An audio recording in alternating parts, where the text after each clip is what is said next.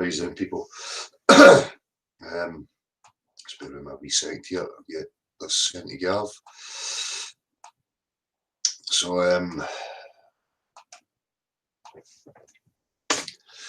this is going to be a wee response video. I'm going to record this and upload it to the main channel since there's some attention coming that way. I thought I would just address this to the Leigh Griffiths interview so that anybody new coming with their misconceptions and their preconceptions and their illogical nonsense and their sophistry have a direct response before they start thinking they know it all and they think they know what people like me are about, you know. So cool, Gav.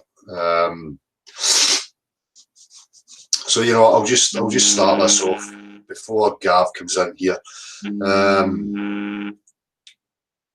Flat Earth is just a term that was adopted by me because it was trending at the time.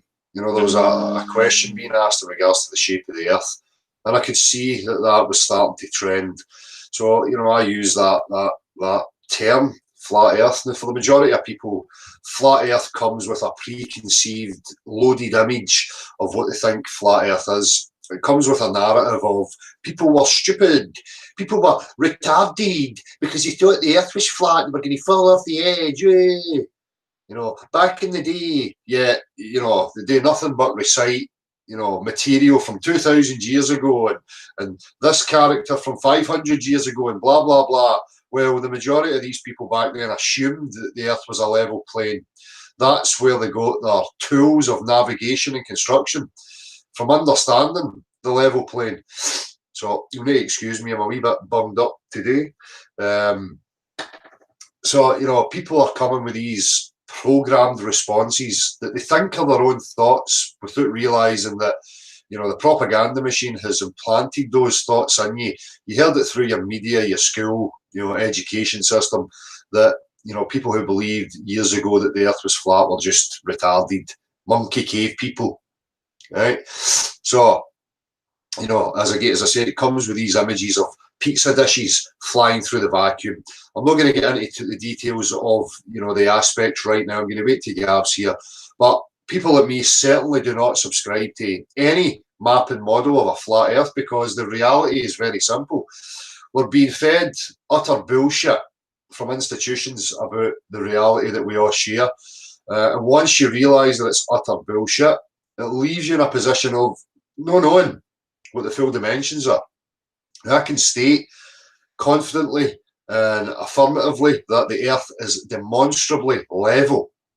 Okay, I will get to the aspects of why people like me know that it's demonstrably level, and that these people are telling you lies. People are influenced only by what they see on a TV screen, i.e. the images that are produced from, you know, institutions, from a vantage point that they claim they can get to, that none of us are ever going to achieve or see with our own eyes.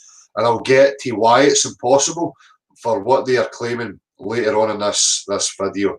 So, you know, just to clear that up with people, this flat Earth term, there is nobody here that subscribes to any particular map model, you know, circular, pizza dishes, or whatever cartoon drawing there is there. You know, I take it from a very realistic point of view. This is a very real, serious situation that we're in. The sooner people realise that, the better. What people have to understand is that what they think is science is not the science that the common real man understands science to be. Real science to people like me is the practical, objective world, the world of substance, the world of material. Okay, so when we're making claims to our understanding of the objective world, we are duty bound to practically demonstrate.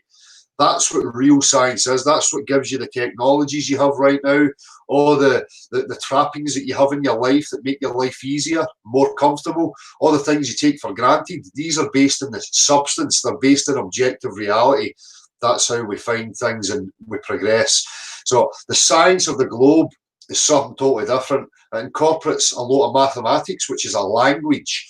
That's why it's classed as a formal science. The language is not a part of the objective world. It's part of the subjective world of human beings. It's a creation of human beings. It proves nothing. The real world shows us demonstrable practicality, and that's what we require. That's the natural sciences: physics, chemistry, biology. So, you know, the globe incorporates a lot of mathematical bullshit. It backs it up with sophistry, sophisticated argumentation, that's designed to deceive the gullible or the ignorant.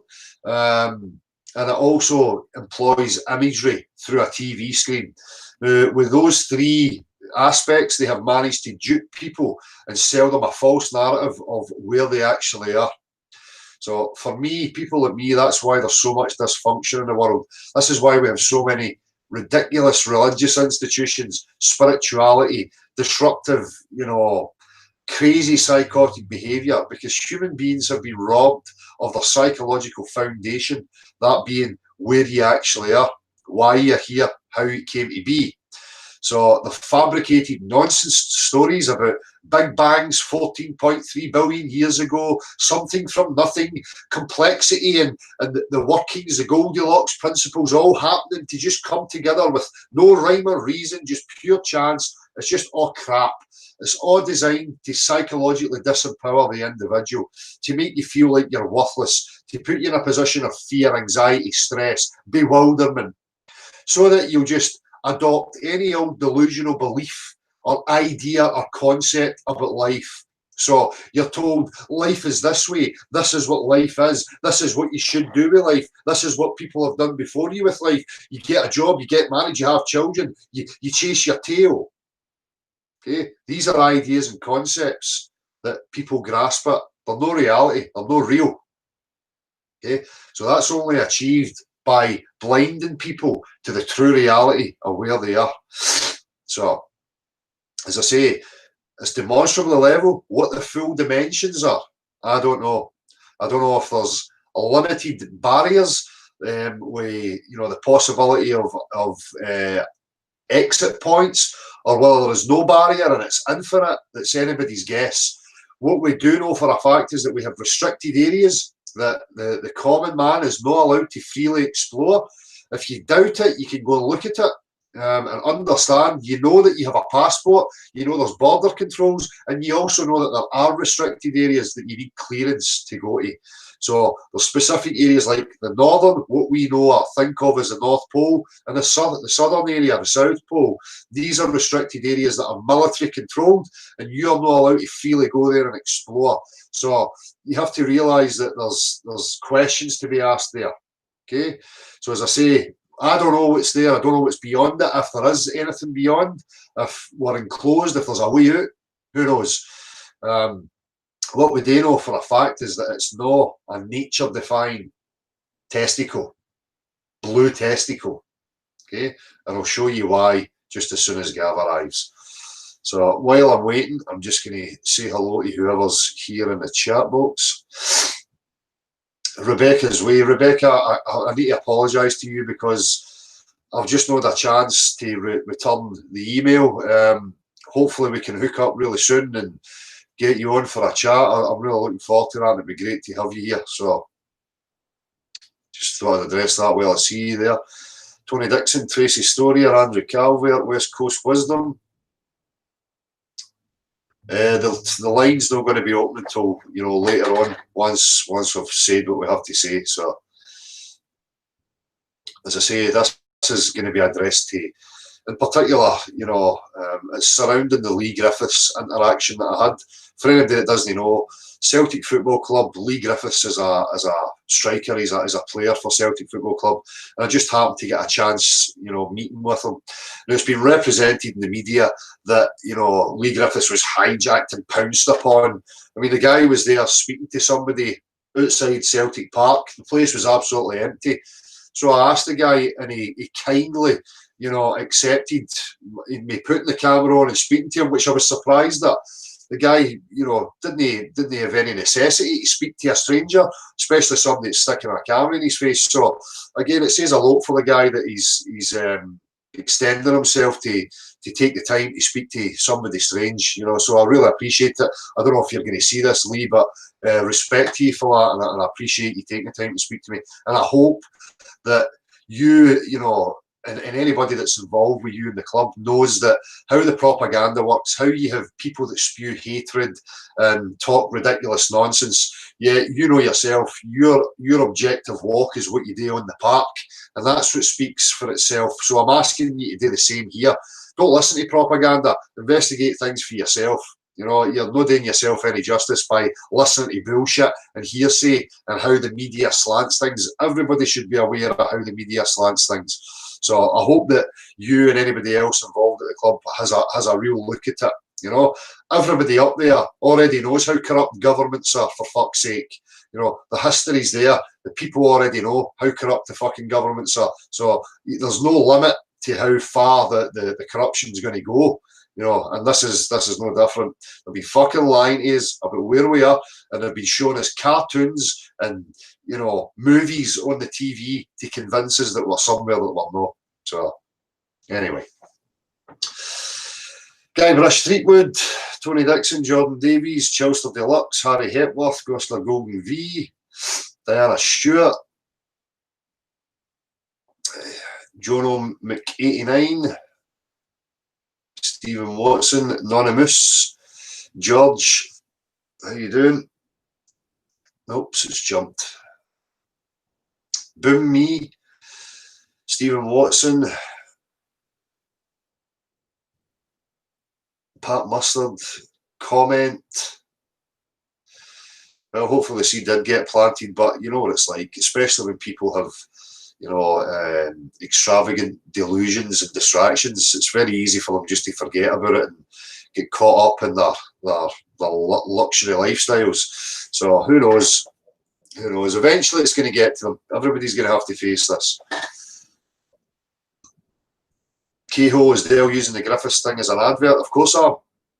The Griffiths thing was picked up upon by, you know, mainstream media and put out there. It's on Twitter, it's in the Daily Record, the Sun, the Mail, it's everywhere. So of course I'm going to use it because it's bringing attention to the platform. There's people that have came and viewed the video on the platform, and there's morons making comments. So this is to address those comments and to, you know, highlight who me and Gavar and what people like us are about. So, too right.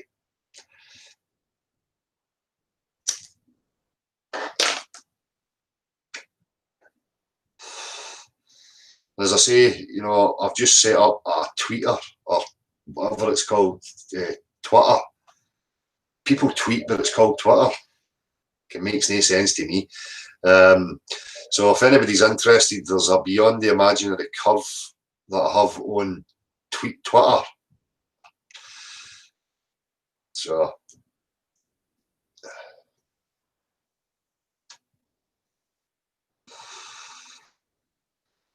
Ute, Jilster Deluxe, Tracy Storier, P900 Cool Pics, how you doing?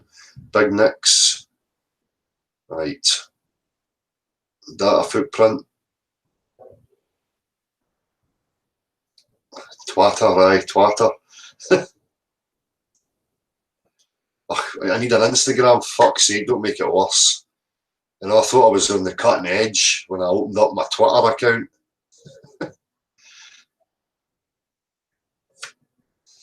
No, okay, it's not about self-promotion.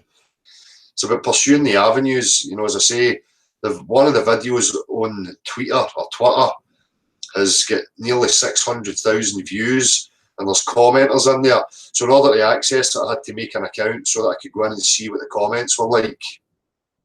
So, you know, now that we have it and people use it, might as well use it to put information out, you know? It's the information that's important, not me.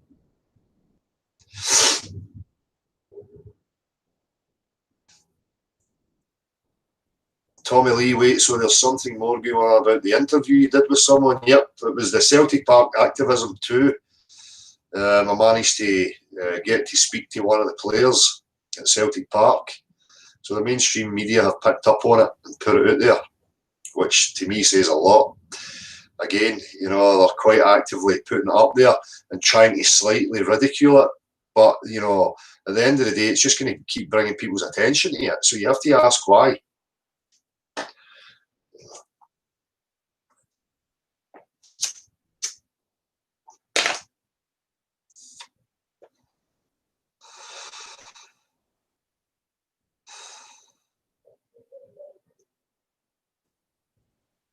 you wonder why Arwen never comes here? Because Arwen thinks he's some sort of super intellectual. Arwen thinks that because his mind's full of fantasy, that and I don't engage at fantasy, that I'm somehow not at his intellectual level or something. I heard him saying this shite. I can expand my mind to mental gymnastics the same as anybody else. I just don't see the importance here.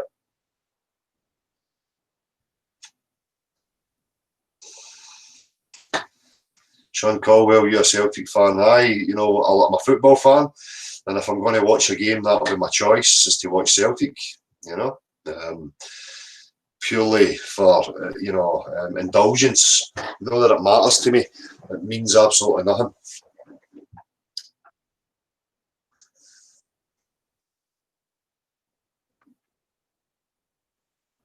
Yep, sick of the shit, data footprint. But it's a battle. This is a psychological battle for people's attentions, and to steer their intent, their ambitions, their hopes, their dreams, feeding them a false narrative of where they live, and then feeding them and encouraging false ideas about their existence and what they should, waste their energy on, their life, be a slave, go on holiday, get a BMW, fucking die.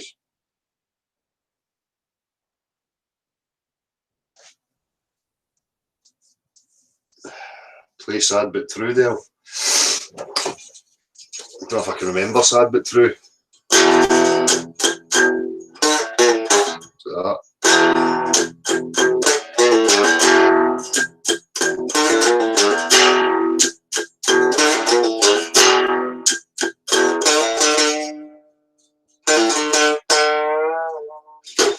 something like that.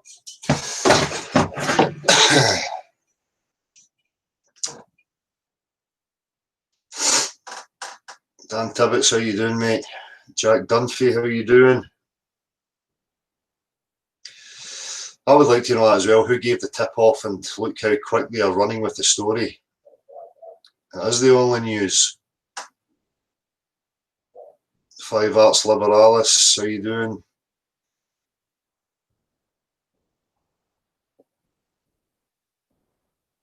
Darren Bronskevich, Jack Standard, Groove and Soothe 2.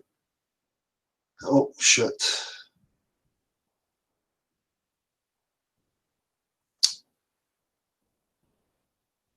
John Montague, Leigh Griffiths is a football player or soccer player, if you're American, who plays for Glasgow Celtic.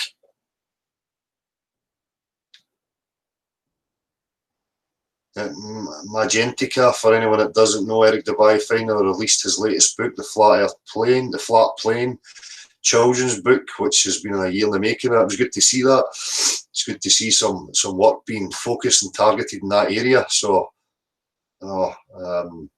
props for that.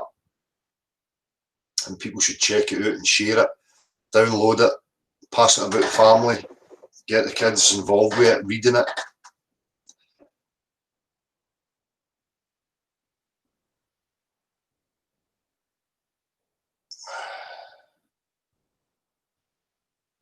I'm not taking requests tonight. I'll need to get my begging bowl out, and I'll what's the word? I don't fucking know. Busk. I'll busk live on YouTube.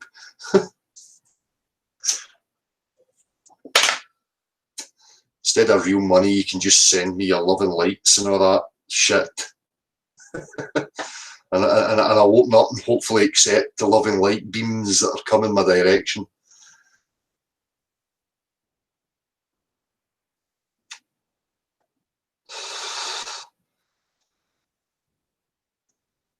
Aye, Brandon, I'll show links to the story. If you just type in Leigh Griffiths Flat Earth into Google search, you'll find stuff. You'll find stuff on Twitter or Twitter, sorry. And there's some other articles there from the Daily Record, the Sun, whatever else.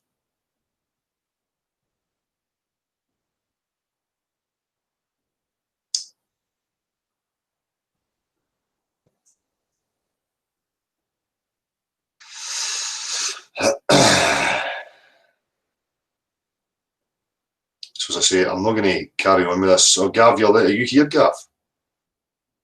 I am indeed. Nice one. So, how you doing, man? How's it going, mate? You know, as I say, this is Gav. Gav, you can let people know who you are and what you're about before we go any further. Absolutely. I'm hearing an echo. Is that me? That must be, mate. Is it going to go away? Probably. Hello. No, that sounds better now. Aye, so I'm Gavin McMillan.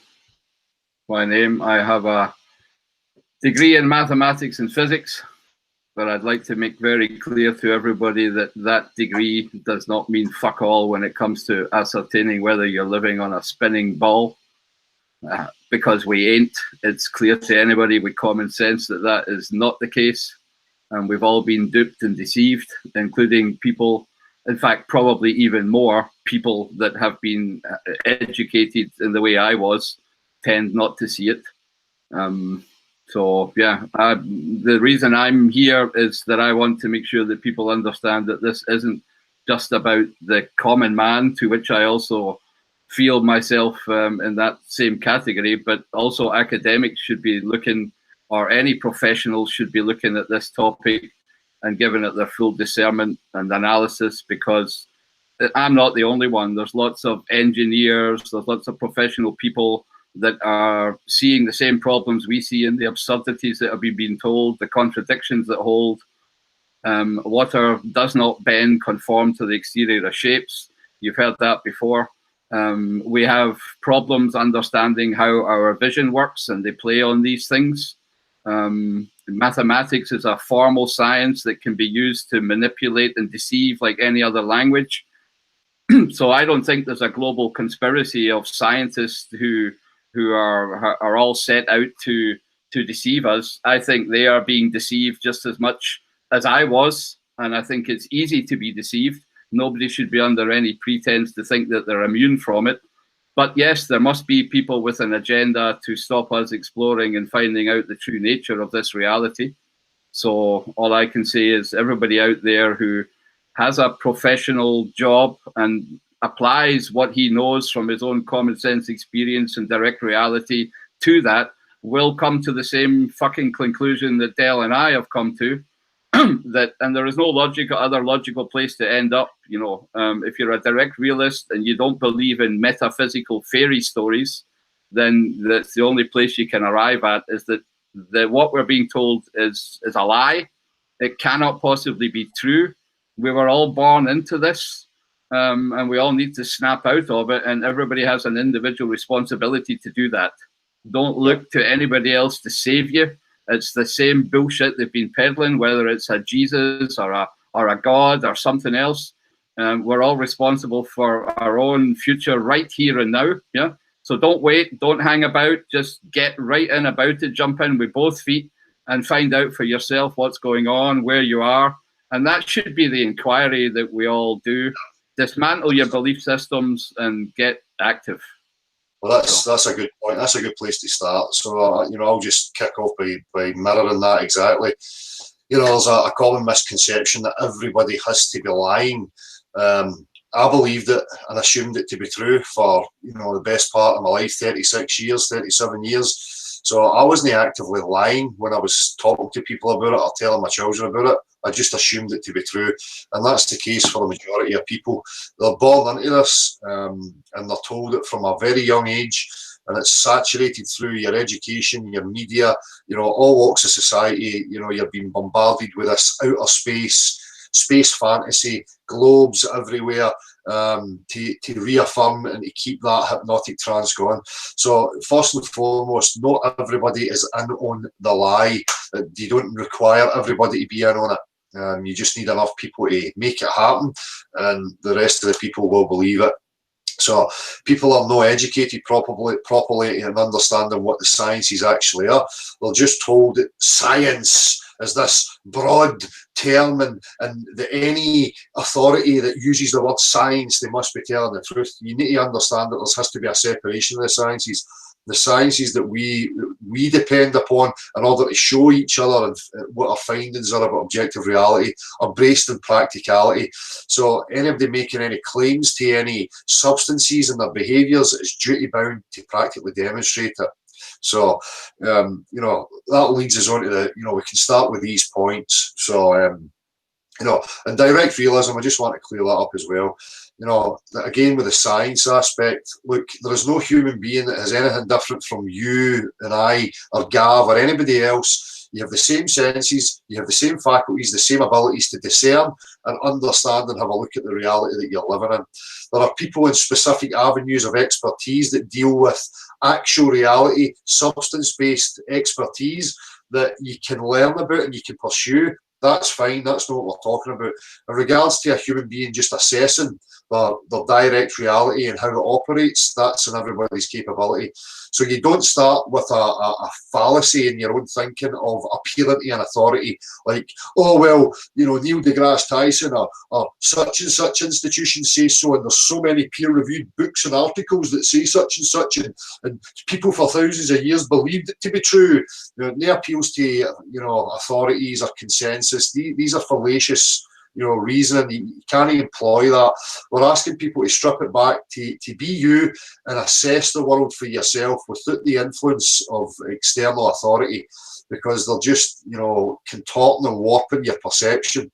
You have to clear that out and start from scratch and trust in your own instincts, your own ability to discern. So I don't know if you want to add to that, Gav. No, absolutely well said. You know, I mean, I think there's so many things out there where people fall into these logical fallacies. The fact that most people don't recognize them is a problem with the education system and not understanding properly logic, rhetoric, and grammar. The fact that people appeal to numbers or to peer reviews doesn't make something true. It just means that maybe these guys are also all deceived, right? And we're definitely not saying that all of science is bad. What we're talking about specifically here is things like astronomy, cosmology, right? We're not talking about engineering and practical mechanical stuff, right? And, you know, I mean, there's one clear reason, at least a discernment that I make, that if you quantify two things with two different measurements, then practical mechanical stuff is true in the real world. But if you apply a quantity and a measurement to invisible stuff, then you're just making shit up, right? You know, I mean, let's be very clear. You're just making shit up, right? It's metaphysics. It's not physics, right? So we're not attacking natural science. We're attacking metaphysics and astronomy and cosmology, where these things are just being, you know, it's unicorns farting in the cosmos, right? So I want that to be clear too. So, and that takes me back to the point that even if peer-reviewed people are peer-reviewing physical measurements of natural science, there is nothing wrong with that. They're not doing anything wrong. But people peer-reviewing metaphysical quantification and measurement are basically just buying into a belief as well. And that's the problem we all have. We can all buy into a belief wrongly, right? We've all done it because, you know, we all get brought up into this cult, into this belief from childhood. And a mathematician is no different from anybody else. So yes, they can be deceived, yeah? So people should make that discernment that we are not, you know, slagging science here all across the board. That's not what this is about. No, so that brings me to the kind of opening points, you know, particularly the water issue. So, you know, you've just referenced engineers in the practical world. So, you know, we have to start from scratch and we look at the globe.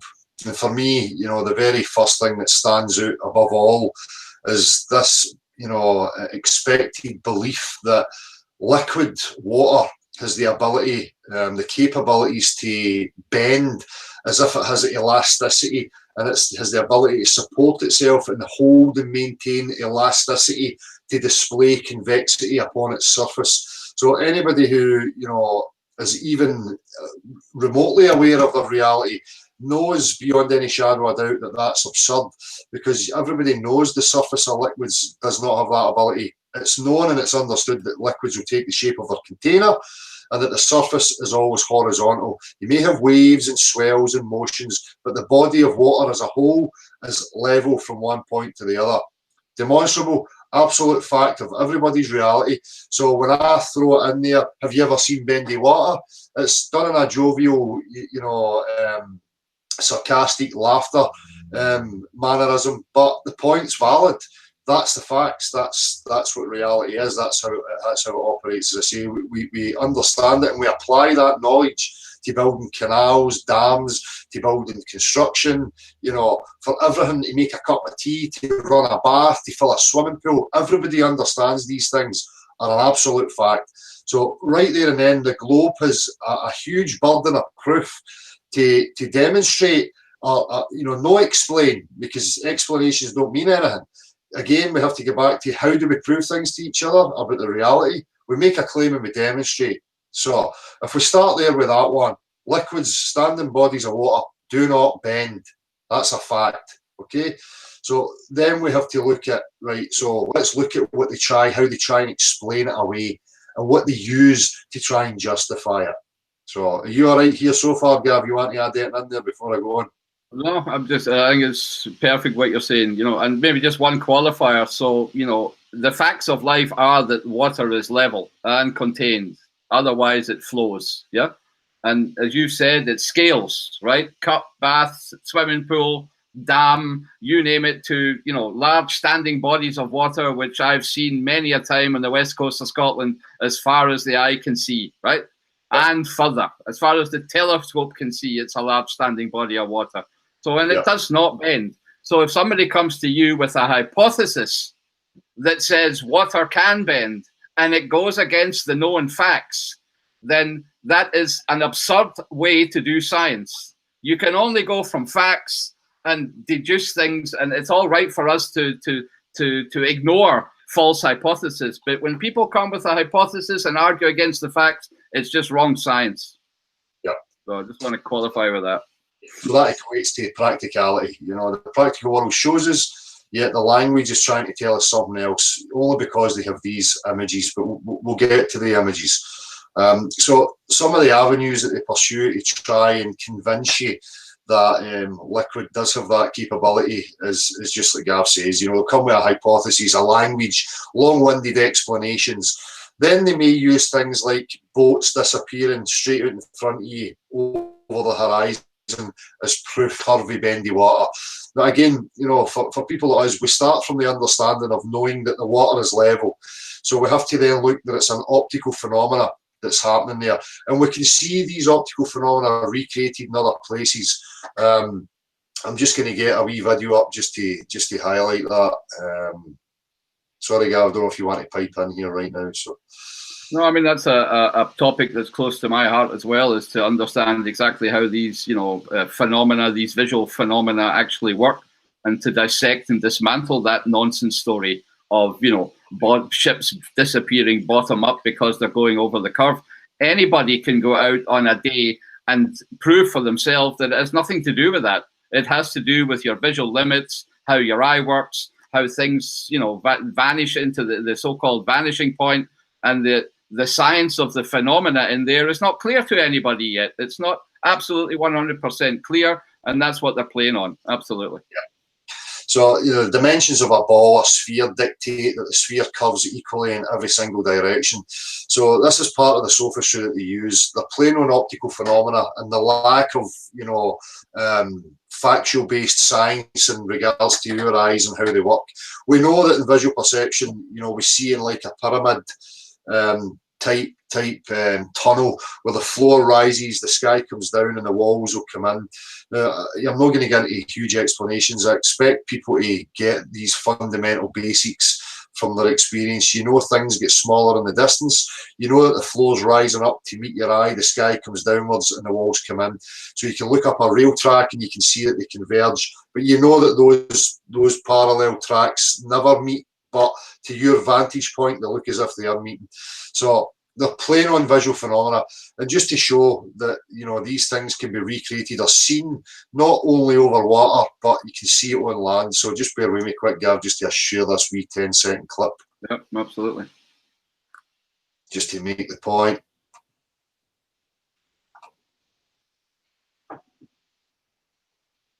So I've shared this before. As you can see, you know, we have this point here, this band of compression and mirroring that happens over distance or where there's moisture and there's heat involved.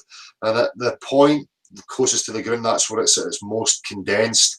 So you can see here with this guy, the bottom half of his legs appear to be missing. You'll see it again from a different vantage point, and again here.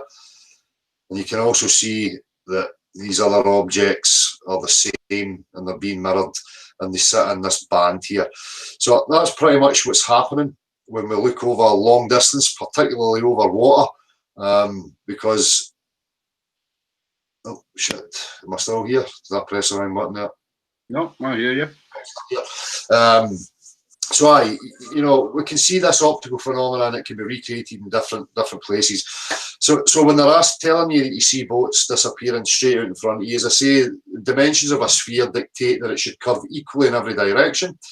But yet you could go to any coastline and you could identify two land masses with a set distance between them, for instance 30 miles, and you can put a spirit level straight edge up to that distance, and you will see that there's no deviation from one landmass to the other. Now, a sphere dictates that there must be a decline from one point to the other, regardless of how big the sphere is. It doesn't exist in reality. It's just not there. That's why the horizon is called the horizon. From horizontal, it's a straight level line. Everywhere you go, however high you go, it never curves. So I'd like to just qualify a few. I don't want to get into detail into this whole perspective issue. There is a difference between how your eyes work and what is commonly called perspective, which is a mathematical description of how you put a 3D object onto planar paper, which is basically what a camera is doing, because it's a flat plane as well. So there is differences between showing the images there and actually your observations in real life, with your eyes. And those things need to be understood. I'd like to point people to a couple of videos that I've done that try to explain it better. And there's a lot of ongoing stuff on there as well.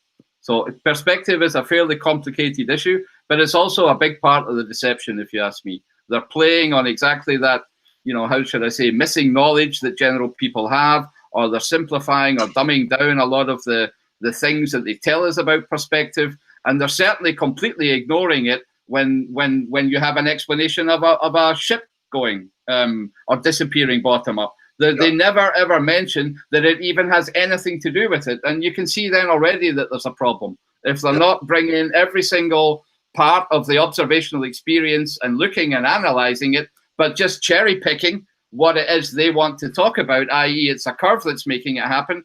Then people should realize immediately that there's something wrong there and should look into it. So, and that optical effect, as I say, you could be at the same place for every day for a year, and every day that distance will change depending on the conditions, temperature, rain, whatever, how much moisture's in the air. So it's not a morphing ball.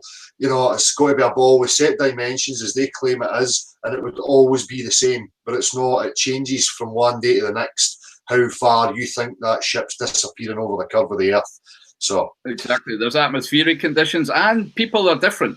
I mean, if you're somebody who's a clockmaker and you spend all your day looking at small things very close to you, or whether you're somebody that's at sea all his life and is sitting up on a crow's nest and looking far away, your eyes will adjust to these things as well. So it depends on so many factors, is what I'm trying to say. How that observational experience, it depends on you, it depends on the conditions of the environment, the sunlight, the moisture, there's a whole bunch of aspects, and they cherry pick the things that they want to push their absurd potato rock, So when we talk, just to finish off on the water point, when we talk about level, we take the word level from the substance, which is dictated by liquid and its behaviour. So when we say level, that's what we mean, and that applies to the real world.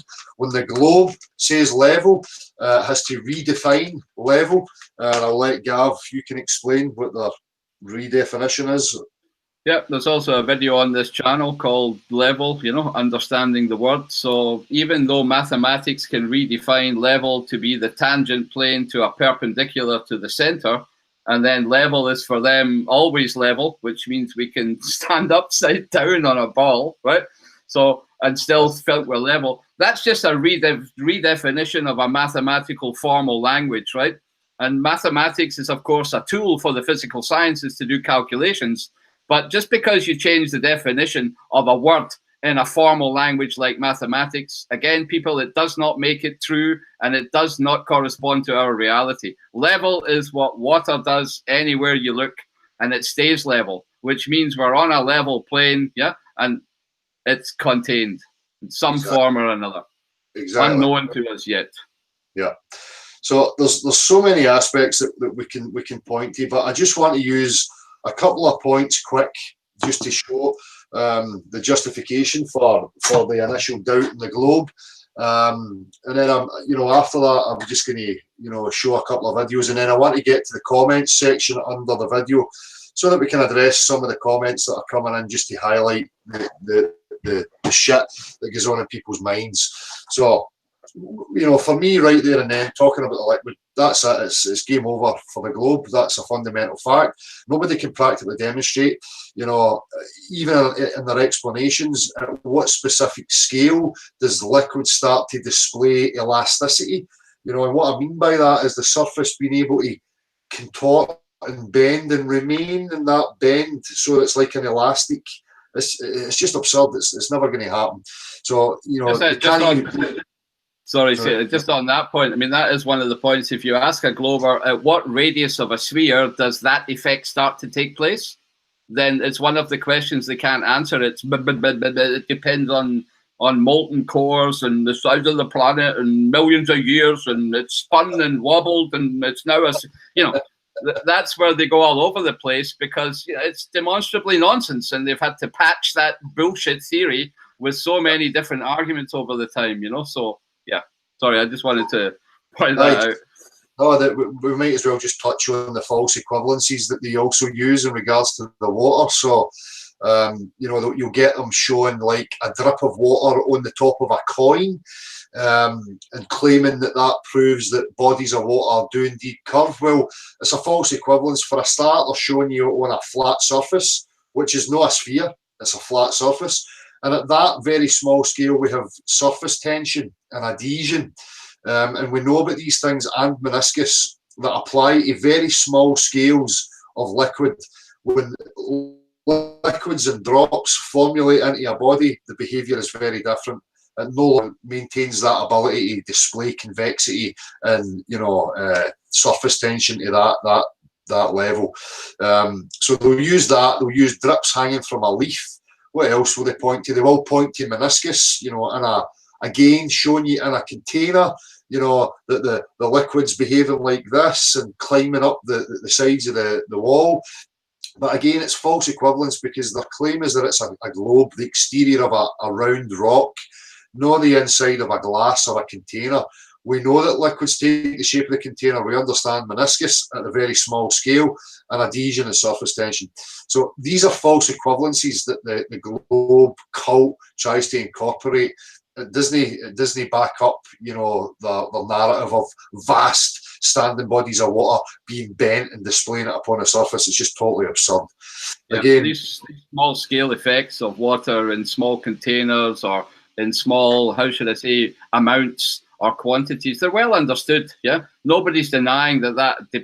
But here we're talking about billions and billions of tons of standing water bodies, substance. And, that's not the way water behaves. We can see that everywhere. Just look in your bathtub or your swimming pool and convince yourself of it, people. And believe that what you see is true and not be hijacked by a metaphysical fantasy. Yeah. So the reason that's happening is purely because of the images, but we'll get to those images. Another false equivalence quick is put water in a bucket and swing it, and the water doesn't come out the bucket. Again, nobody's claiming it there's a bucket. That would be more believable if you were told we were inside some sort of bucket-like earth and it was being spun. Then, you would have a case to put forward. But, we're talking about the outside of a shape, right? And that's what the claim actually is. So that's enough, I think, for the false equivalencies.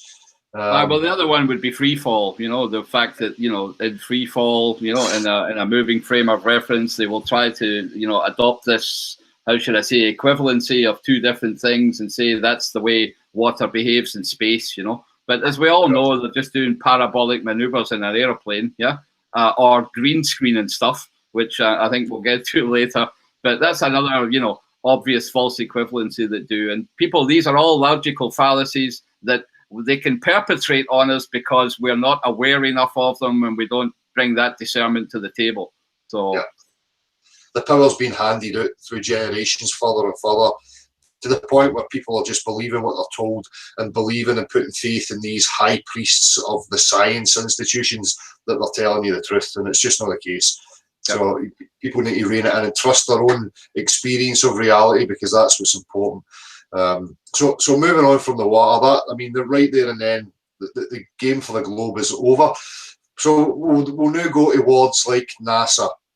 So when we look at the globe claim, you know, we're told that Earth exists as a potato rock, a globular rock, flying through the vacuum of space, spinning at 1,000 miles per hour on its axis while it goes round the sun at 65,000 miles an hour. They were told that we have Earth atmosphere, which is gas pressure, air, and this air, you know, is adjacent to a vacuous empty space, and there is no solid barrier between the two of them. So if we just go right to that claim, again, in the practical applied world, and everybody who, you know, is involved in a trade or has any sort of understanding of these things will know this. As human beings, what we understand, in order to create any sort of gas pressure, we require a container, especially if we were existing in some environment or some medium like a vacuum or a body of water. If we wanted to create a gas or air pressure in any of these environments, we know fundamentally as a fact that we require solid containment in order to achieve that. Secondly, in order to even create a vacuum, we require some sort of containment. Again, another fact.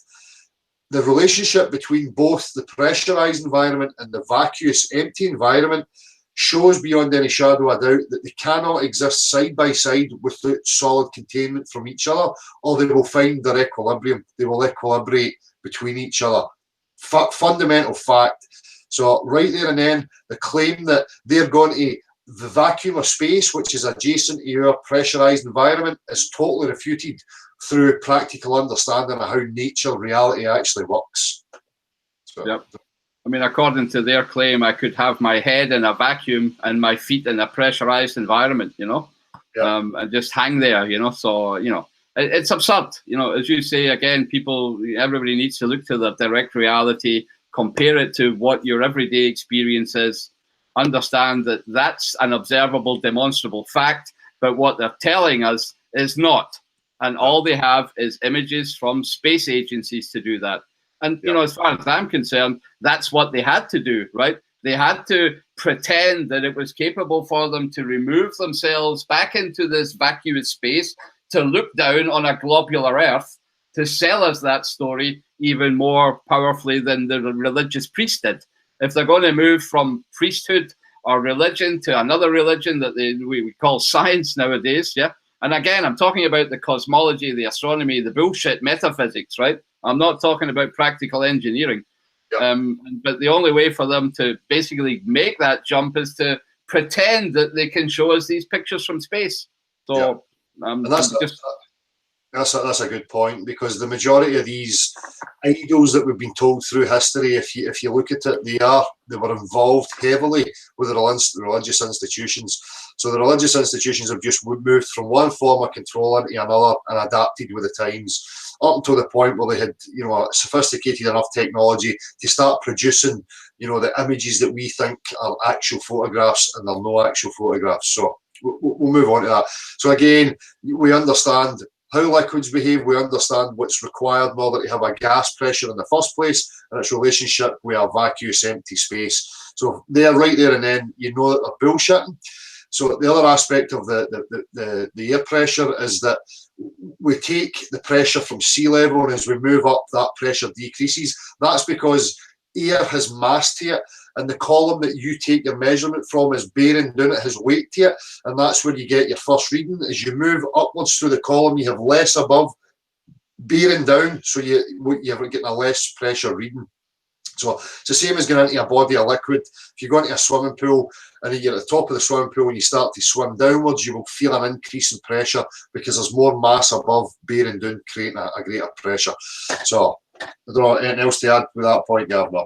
No. So when we know these things, so when we talk about the space agencies, I know from those claims that they're talking shit.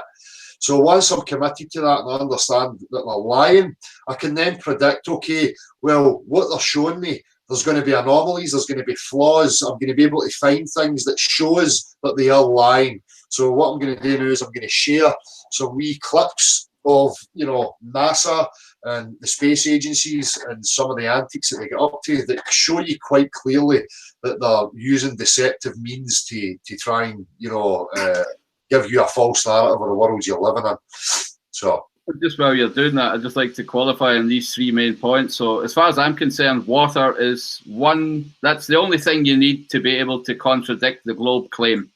Yeah. If you need a second one, then think about pressure. And if you really need a third one, then understand how the eye works and how they play on these phenomena. But any more than these three, nobody needs to be able to say what I'm being told is not correct. It cannot possibly be correct. So if science is an open book the way it should be, then we should be able to discuss these things and talk about it.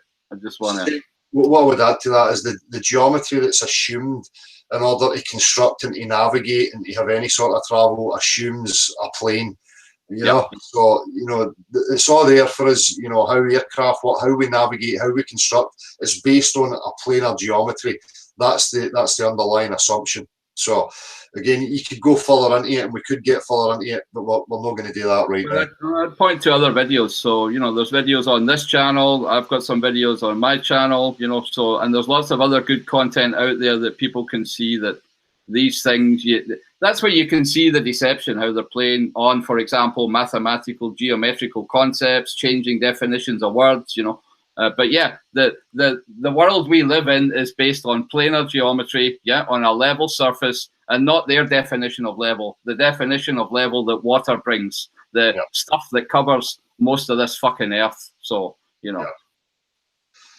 Right. So, as I say, what I'm going to use is just a few examples here to highlight some of the trickery and the anomalies. As I say, you could make these predictions once you know, based on what we've just offered you, that they are lying.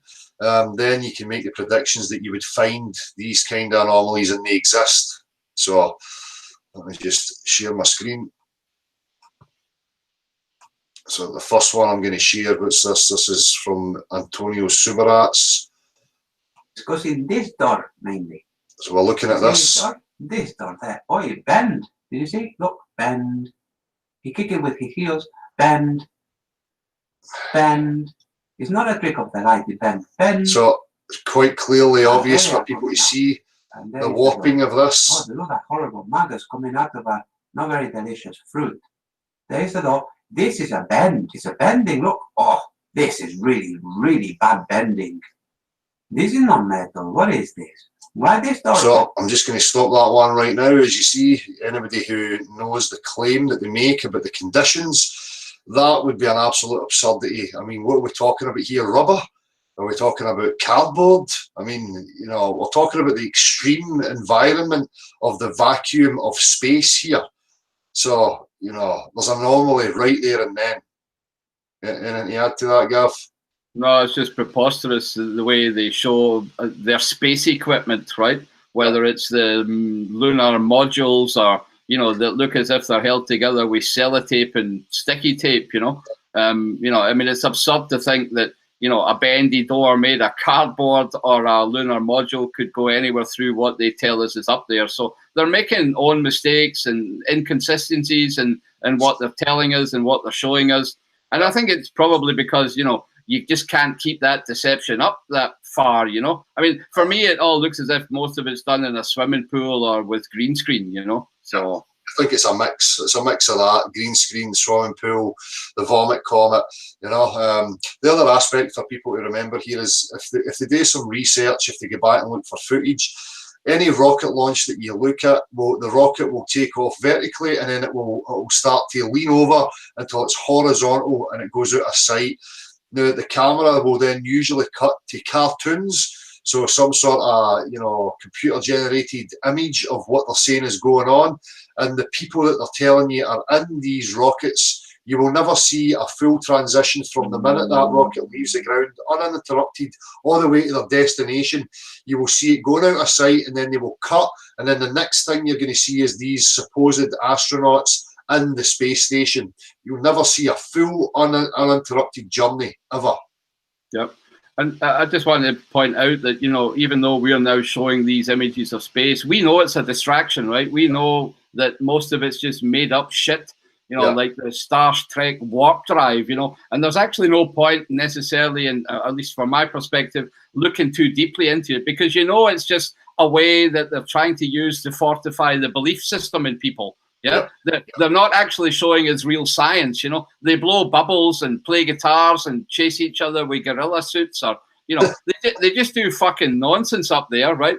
Because it's just a way to distract the people to look up into the sky and forget that, you know, the measurements have to be made here on Earth, you know. Yeah, exactly. So the whole point of me just showing this is to show that, look, once you understand, you know, it's a prediction that you would then go and you would find these anomalies, and what I'm doing is I'm just showing you some of these anomalies. But just as Gav said, there is absolutely no reason to even entertain any of the nonsense that they show you, because what's important is the reality that we all share and what we can demonstrate here, you know, regardless of what any institution's producing.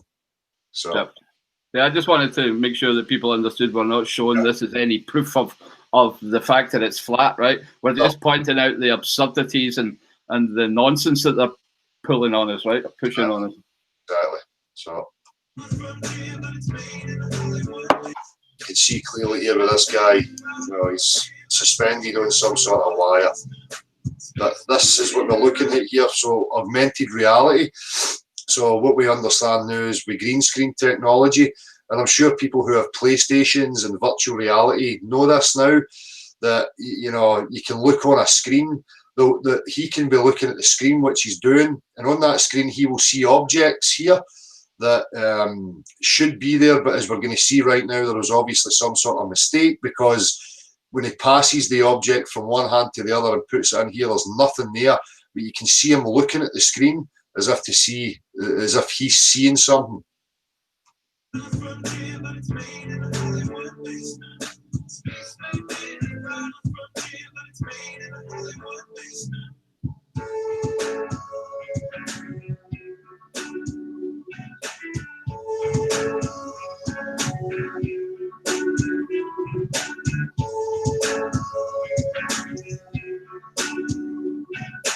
You can see him looking over and looking back. You can see clearly that there's nothing here. So one other aspect that I always highlight is, when I was a kid, I was always told that to be an astronaut, you had to be peak physical condition, mental condition. You had to be, you know, a pretty fine specimen. Now, what we've seen an increase in recently is guys who, you know, no offence to them, but they don't look very fit to me. They look overweight, out of shape, and they should never be in what's professed to be these types of conditions. They just wouldn't ever be capable. I certainly wouldn't be put any faith in them being able to achieve, you know, the feats that were required. So absolutely. I mean, that's so many inconsistencies. You know, if this is supposed to be the harshest, extremist conditions that man could ever possibly be subjected to, right? Then it's not only their physical fitness, but these nonsense of cardboard doors, and, you know, and there's all these logistical problems, you know, where they say they've got to fire rockets up, they have to fall into orbit and circle and catch the space station and resupply. I mean, if you really think about that, you know, it's absolute nonsense. You can't get stuff done here on Earth properly. Never mind fucking with the nonsense they're trying to tell us up there. Exactly. So, and there's inconsistencies everywhere. There's no footage of this space station being constructed. One of the supposed greatest achievements of man ever. Yeah, there's no detailed video footage of any of this stuff. You know, it's just all crap. And one thing, I mean, this goes a little bit more into the analysis of how people behave in psychology, but, you know, I would point people to watch the video, the interview of the first 3 men on the moon, you know, Armstrong and co. And when you see that video and how uncomfortable these people are after having achieved the greatest feat that mankind could ever think of, right, then it doesn't jive with their interview. It doesn't jive with their behavior. It just, none of it smells right, you know, none of it looks right. And then you hear about them losing all the telemetry data of the greatest achievement ever. You know, I mean, people, you know, I mean, it's so obvious that these things are being faked. Yeah, it's contradicting testimonies for people that want to go and look into it. You know, we could see stars, we couldn't see stars. They're just contradicting each other left, right, and centre. Right. So I think we've seen enough of this one to, you know, establish that there's augmented reality, virtual reality type technology being used here, probably with green screens as well. So, I mean, hey, Dell, if they can get kids on iPhones chasing Pokemons, right, and having accidents in the streets because they think the Pokemons are right in front of them, then they can certainly fake a few videos of people in a supposed tin can. You know, I mean, the technology's there to make that fakery. Anybody goes to a good Hollywood film, you know, these films are better than what NASA's bringing out. Yeah. So, actual proof that they use wires. You look like you're in a studio, maybe in Omaha, Nebraska or something. The shot is so clear. Is this the whole? Are you really in space still? Yeah, because the airport.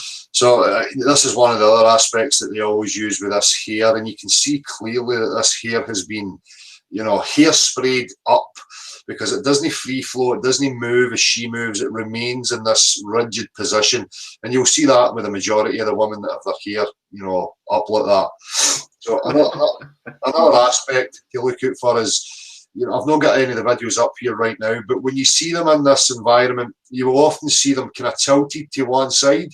Now, according to these people, when they're in space, there is no direction, you know, no up, down, left and right. So that they're pretty much in free space, but yet when they're on their side, you will see their heads continually tilt upwards.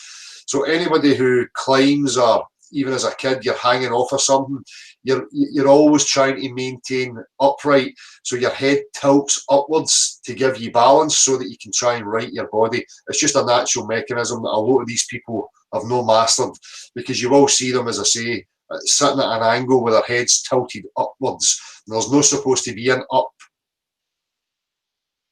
Yep, spot on. We're gonna have to Check do this. something for Check you. the man with a striped top. Look, he grabs the wire above him. Now check the man on the right. With his right arm, he grabs the wire. Do you see it? Now check in slow motion. The man on the right, look at his right arm. He's grabbing him to stabilize him. Then look at the man behind. I'll just mute that, because you'll see this guy when he grabs just at the side of the guy's pocket here, he is pulled towards him. So look at the body language here, and you will see the pocket being pulled towards him as well, but he's grabbing nothing.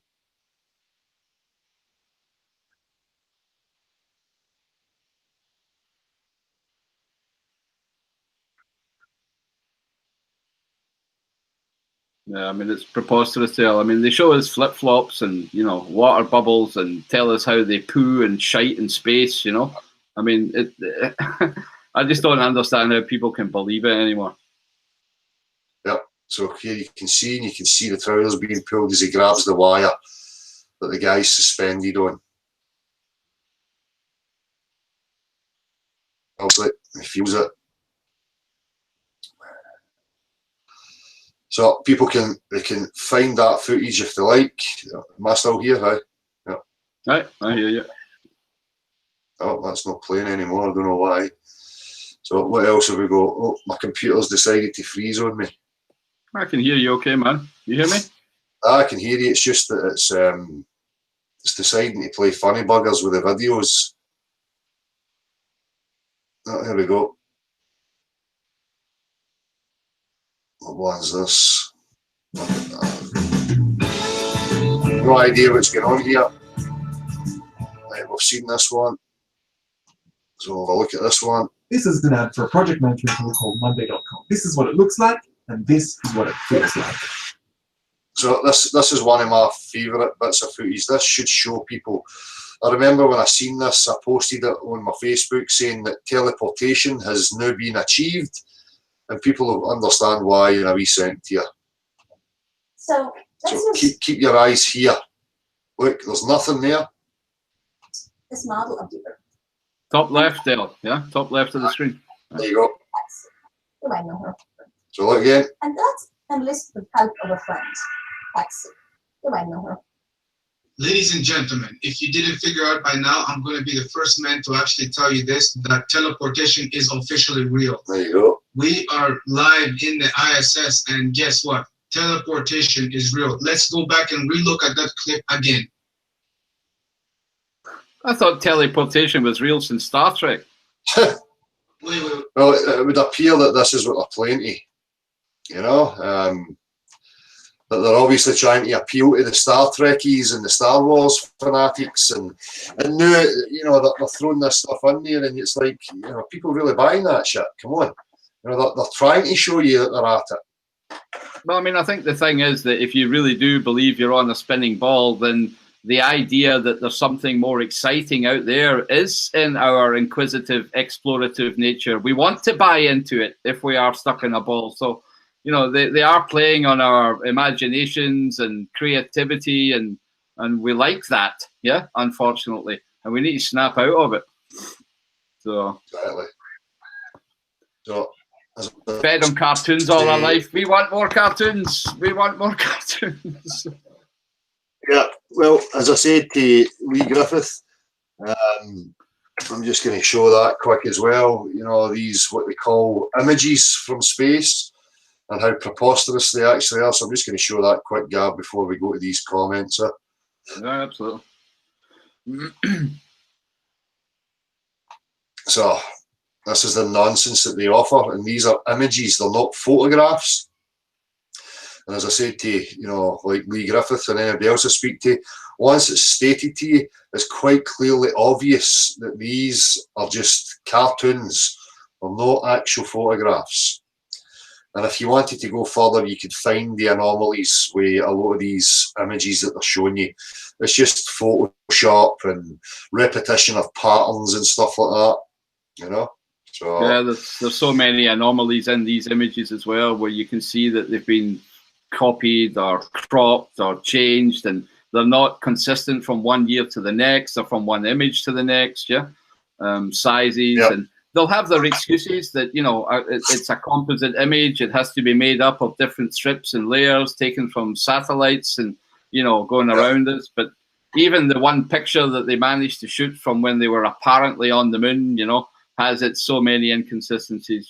If anybody still believes, even, you know, and to get back to the point that images are not a proof of natural science, you know, putting that even aside at the moment, you can see that the images are inconsistent. You know what I mean? So. Well, that's the whole point. You know, we know that what they're offering is bullshit. And again, you don't throw out your understanding of reality, practical, demonstrable reality, because an institution produces an image. That's what's happened. That's people are under this hypnotic trance because of what they see on a fucking TV screen. You know, ignore the TV screen. If your TV screen is contradicting your reality, that's the issue you should be focused on. You shouldn't be contorting your mind and your perception to try and, you know, find some confirmation bias to fit an image that's been produced to you on a TV screen. You know, it's total nonsense. Yeah, I mean, one last example, which we don't need to show, but maybe just point out, was the Tesla car in space.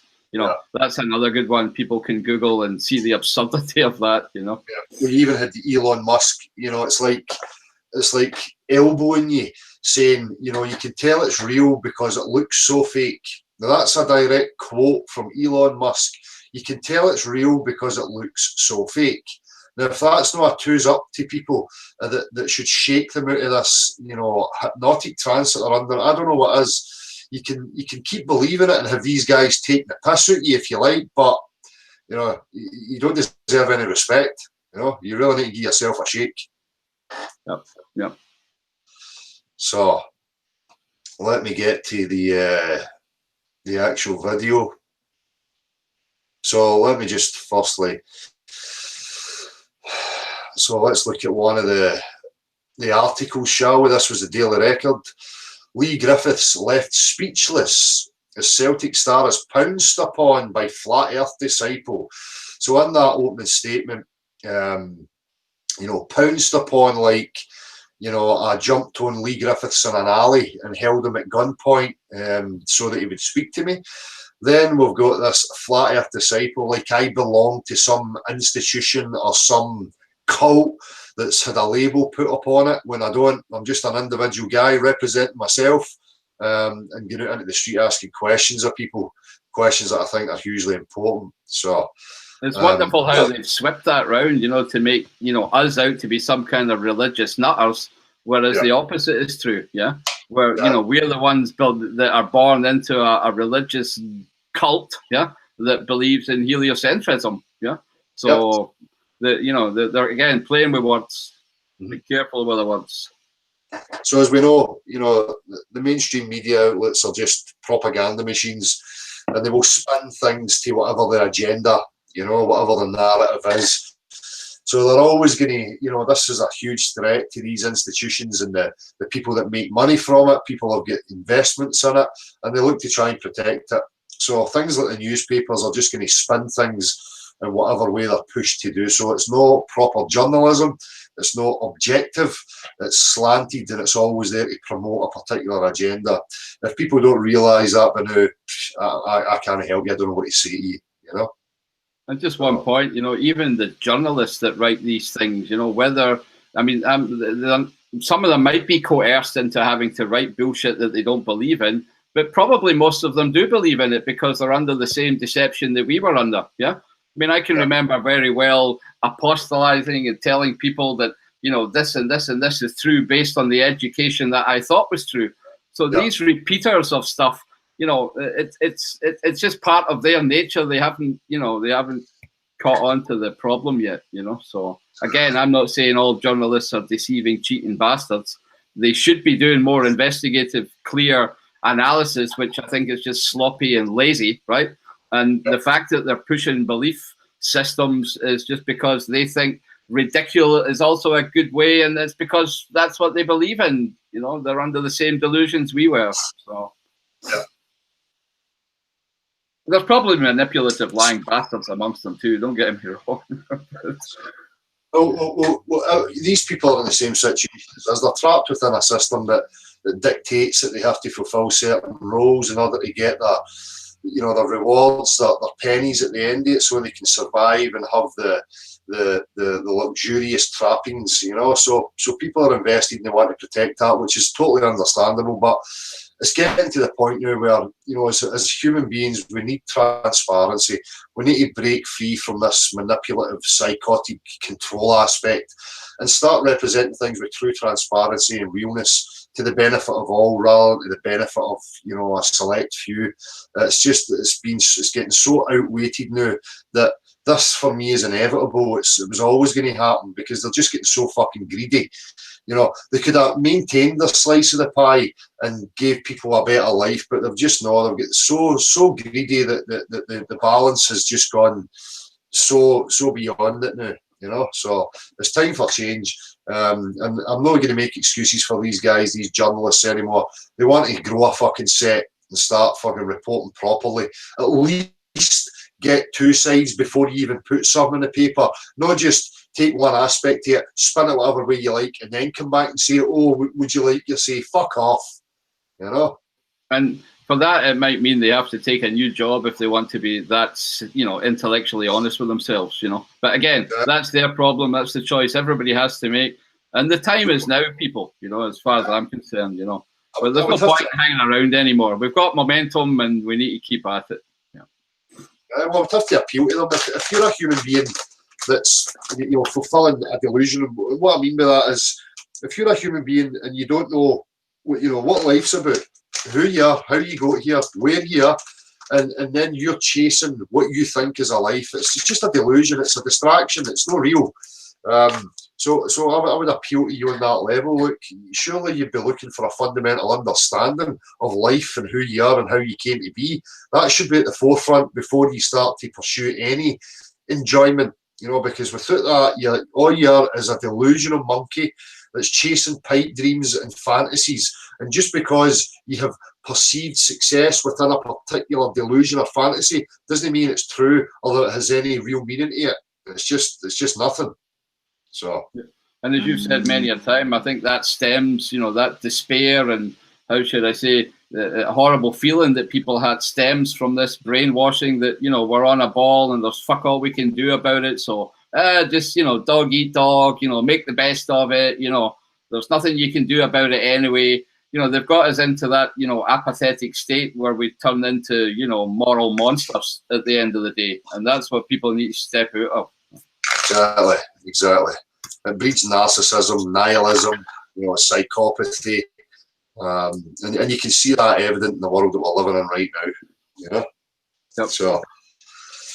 So moving on, you know, I'm just going to we'll go through some of the comments that are coming in just to give a flavour of the types of responses that we get from, you know, the populace, and the same types of responses that I've been getting for 3 years now. It's never any different, because this is a religious cult, this globe thing, and because it's a lie, they only have a set amount of tools that they can work from. You know, they don't have anything new, so they just keep coming back with the same tired crap that's been debunked a million times. So we'll go through some of the comments and we'll see what's here. And just one thing to your actual interaction with Leigh Griffiths, right? The way they're portraying it, that you pounced and you were somehow, you know, impolite and disrespectful to him. It's far from it. Anybody watching that video will see very clearly, you know, that it was nothing like that. That he voluntarily stopped and listened. Yeah, he voluntarily was, you know, engaging with you. You were absolutely polite. Yes, he did look a little, how should I say, befuddled and dumbfounded, but so were we all when we heard this for the first time, right? And, you know, I hope that you planted a seed in that man. He seems, you know, like anybody else in this world. It doesn't matter if he plays football. You know, he needs to make those discernments and snap out of his dream as well. Exactly. Well, that's my only hope, you know, that the day. As I say, you know, the trappings of that kind of lifestyle can be too much distraction. So yeah, but I mean, even his distractions of a nice lifestyle is no different from the distraction of somebody who has to work hard for a living, right, to look after his family. So we're all under the caution that way, you know.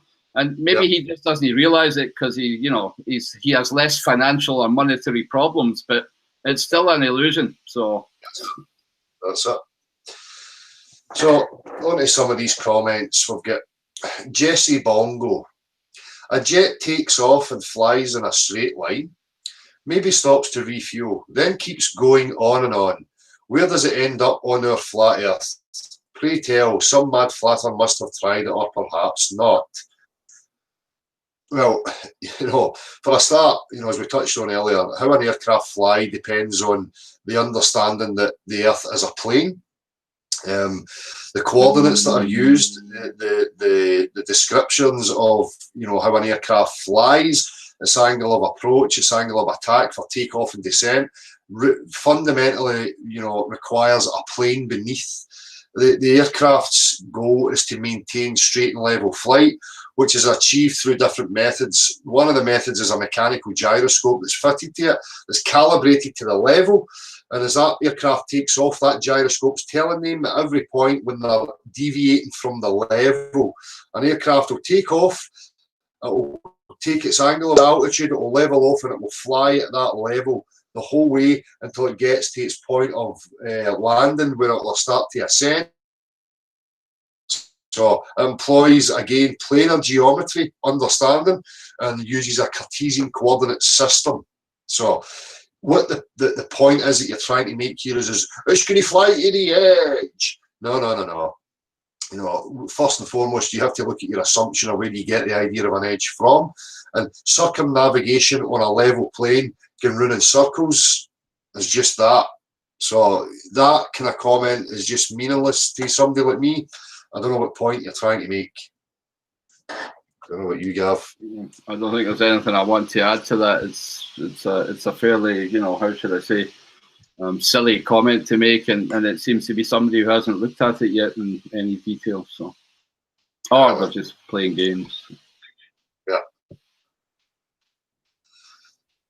The unflushable. The surface of water isn't always horizontal. It's pulled by gravity to the centre of the earth. So, right away, here again, we're getting this, trying to redefine.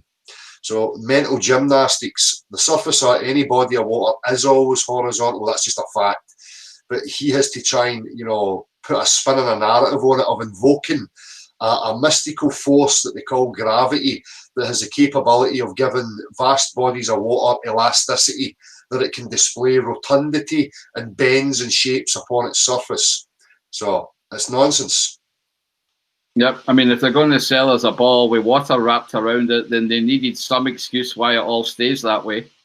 So, you know, and the fact that the theory of gravity is a mathematical description of observed effects does not make it a cause of anything, which is what they're trying to portray it as. You know, people need to, again, look at, you know, even if you look at Newton's own description of what he said, it contradicts what they're telling us now. So. Exactly, and the point I need to add in here is that when they start to get into the talk of gravity, we're talking about the description of the way things fall and why they fall, which again has got absolutely nothing to do with determining the shape of the Earth. Absolutely nothing to do with it. Exactly. So again, here we've got organ farm. It's gravity, gravity, you moron. I mean, you're the moron, organ farm. Listen to you, you're like a religious disciple. You'd be as well running about shouting Jesus Christ or Allah, Allah, or whatever the fuck. You know, that's just a word that doesn't mean anything. Again, gravity, how things fall and why they fall, got nothing to do with establishing the shape of the Earth or practically demonstrating the substances that you're claiming the behaviours of. Exactly. It's just made up metaphysics to, you know, give belief to this fairy story. Yeah. And the mathematical fairy stories have two different, you know, descriptors of gravity. You've got Einsteinian and you've got Newtonian. So here, these very next sentences, everything with mass attracts everything else with mass. It's observed, measured and confirmed. No, it's not. No, it's not.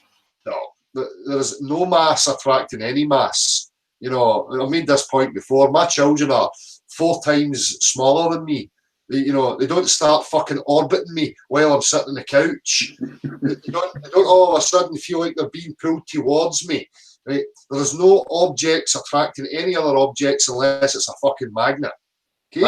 That's because you're not Iron Man and you don't have a molten core, Del.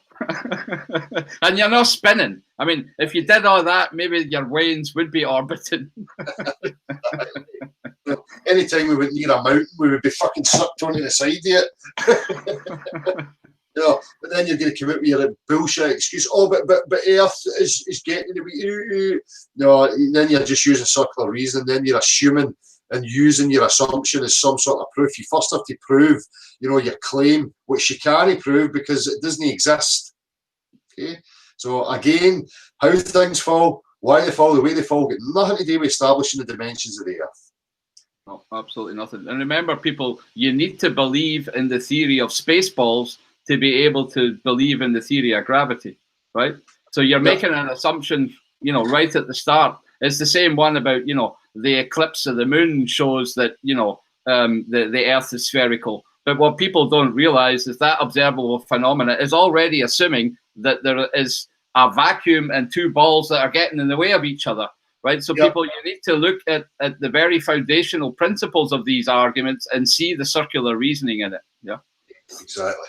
So the very next sentence for this guy here is, how can there be bendy water? It's gravity that does it. I mean, if you don't realise you sound like a religious nut job by now, you know, you're beyond help. It's just, you know, this is like what I've termed gravity of the gaps. It comes from the same as religious people when they don't have an explanation. It's just God's will, it's God's way. Well, that's not a scientific endeavour. It's just to claim a word or use a mantra. You know, saying gravity all the time, gravity makes water elastic. Well, show me how it makes it elastic. You can't. So you're just using a religious mantra here as an excuse and thinking that it somehow has weight when it doesn't have weight. Yeah, and even the experiment they point to, the Cavendish one, you know, some guy in a barn 200 years ago, you know, observing, you know, 2 balls hanging in a string from his fucking roof, you know, and they pretend that it's, you know, repeatable, and it's just pure pish, you know. It's always the same. It's the same as any fantasy. It's always long, long ago and far, far away and 2,000 years ago. It's like fucking stories for fucking grown children, you know. Get to the real world. Get to now. You know, it's not about appealing to history and authorities and all that crap. So, Jeff Goldblum. I've seen bendy water from a fountain. The water shoots out and bends. So, again, here we were looking at a false equivalence. The claim is not that Earth is a faucet or a tap with water running at it. The claim is a potato rock in a vacuum with vast standing bodies of water bending and conforming round to the shape of this potato rock. No, that it's a tap. So what's your point? You don't have one. False equivalence yet again. Billy Cardoso, everyone at Parkhead should be more worried about their flat brains. Oh, yeah, very articulate, fucking logical point there. Jesse Bongo, it's like the old religion chestnut. You can't prove it's bullshit, so it must be true. Flat Earth. And all because more and more of us know the moon landings are fake, NASA dreams up the flat Earth to make us all moon hoaxers seem crazy. No, again, this is just somebody who's trying to, obfuscate the actual points and make it about something that it's not.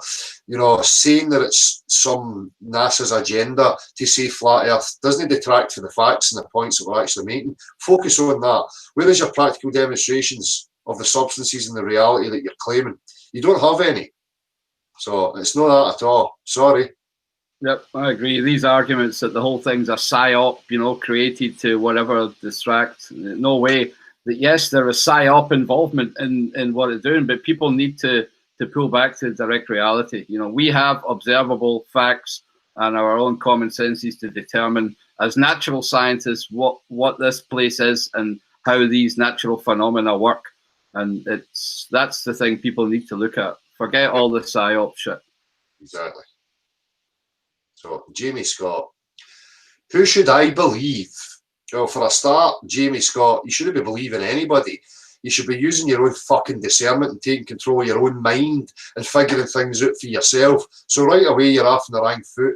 You're coming across straight away like a wee cult follower that's just too weak to think for himself, and you need some authority to dominate over you and tell you how you should think. So, not very clever. Who should I believe? The thousands of scientists and educated people for the last couple of 100 years. So right away, we're seeing appeal to consensus, numbers, authority. What else?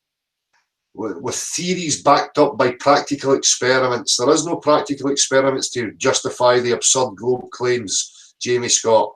You show me the practical experiments that can show how pressure can be created in a vacuum without any solid containment. You show me a standing body of water bending to the exterior of a shape and displaying that upon its surface. Where is it?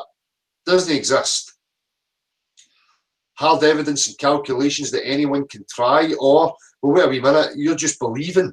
So at the same time as you're reciting this stuff, you're a believer. So you're just believing what's written in some fucking science journal without actually verifying anything for yourself. So you're not very clever. And then you're going to call me some dick with a camera and question who couldn't finish school, bendy water. You're a moron, son. An absolute moron. Does that not also show just the state of the education, that people who continuously repeat, what they've been told, think they're clever, as opposed to people who actually inquire and question things, I mean, they've got it the wrong way around, right? The best way to find out something is to find out for yourself. That's when stuff sticks. That's when you educate yourself, not when somebody tells you. And your education system never taught you discernment. It never taught you how to process and filter information. It bombarded you with useless bit parts of information and asked you to regurgitate it on command. It's a fucking brainwashing centre. It's a hypnotic centre. That's what your education, your school was. Okay? They never taught you how to think rationally and reasonably and logically, as we can see quite clearly with your idiotic comment. Yeah, I love the quote from Mark Twain: "Never let schooling get in the way of your education." Exactly. Next, we have Rory McMahon. Bendy water? ? Jesus Christ. What shape is a raindrop? Again, false equivalence. We're not talking about a drip of water falling through Earth's air pressure. Right? We're talking about a pressurized rock in a vacuum with vast oceans, vast standing bodies of water clinging to it and bending around it. It's not the same thing. So I hope you understand what a false equivalence is and how people like you keep invoking it, desperately trying to find some confirmation bias because your religious belief is under threat. That's what's happening here. Yep. And there's a whole range of these equivalencies. You know, a lot of them can be categorized under the word ignoratio elenchi. So I encourage people to Google that and have a look at all the different fallacies. Yeah, understand the differences and how these are employed in these in the nonsense. So his next point: do you have any idea of how gravity works? No, neither do you, son, because it's nothing. Okay, and again, how things fall, the way they fall, has got nothing to do with establishing the dimensions of the Earth. Why don't you talk to scientists and not unsuspecting members of the public? What do you mean, an appeal to some authority? We have been opened for over 2 years, actively inviting anybody who thinks they can defend these preposterous, absurd claims, and we've yet to see any. Now, what's your definition of a scientist? Some external quote that you think smarter than you? So that's not my definition. My definition of a natural scientist is everybody with senses who has the ability to discern and have a look at the reality that they're living in. That's what a scientist is. Yep, nothing to add.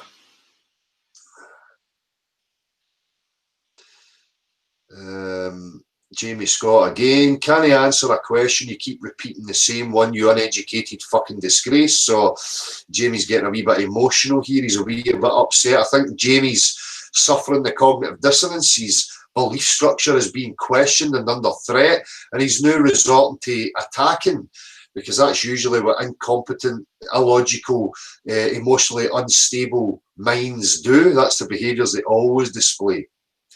Dale, can I just point out again that, you know, I do have an education in mathematics and physics, you know, and I stand right next to you in, you know, rejecting the bullshit claims of gravity and the absurdity of the space ball. So,